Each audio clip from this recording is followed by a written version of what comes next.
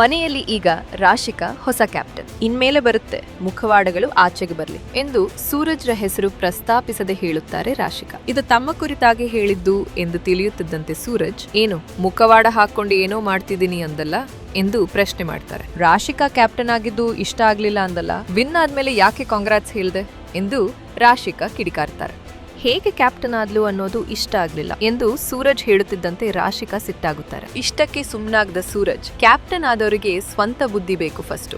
ಒಬ್ರು ಬಂದಾಗ ಒಂಥರ, ಇನ್ನೊಬ್ರು ಬಂದಾಗ ಇನ್ನೊಂಥರ ಎಂದು ರಾಶಿಕಾ ಕಾಲೆಳೆಯುತ್ತಾರೆ. ಮನೆಯಲ್ಲಿ ತೀರಾ ಆತ್ಮೀಯರಾಗಿದ್ದ ಸೂರಜ್ ರಾಶಿಕಾ ಈಗೇಕೆ ಹೀಗೆ ಎಂದು ಇತರೆ ಸ್ಪರ್ಧಿಗಳಿಗಷ್ಟೇ ಅಲ್ಲ, ವೀಕ್ಷಕರಿಗೂ ಗೊಂದಲ ಸೃಷ್ಟಿಯಾಗಿದೆ. ಇನ್ಮೇಲೆ ಬರುತ್ತೆ ಮುಖವಾಡಗಳ ಆಚೆ ಬರ್ಲಿ. ಏನ್ ಮುಖವಾಡ ಹಾಕೊಂಡು ಏನೋ ಮಾಡ್ತಿದೀನಿ ಅಂತಂದಲ್ಲ. ರಾಶಿಕಾ ಕ್ಯಾಪ್ಟನ್ ಆಗಿದ್ದು ಇಷ್ಟ ಆಗಿಲ್ಲ ಅಂತ ಹೇಳ್ದೆ ಅಲ್ವಾ? ವಿನ್ ಆದ್ಮೇಲೆ ನಿನಗೆ ಬಂದು ಕಂಗ್ರಾಚುಲೇಷನ್ಸ್ ಅಂತ ಹೇಳ್ದೆ. ಅವಳು ಹೇಗೆ ಕ್ಯಾಪ್ಟನ್ ಆದ್ರೂ ಇಷ್ಟ ಆಗಿಲ್ಲ.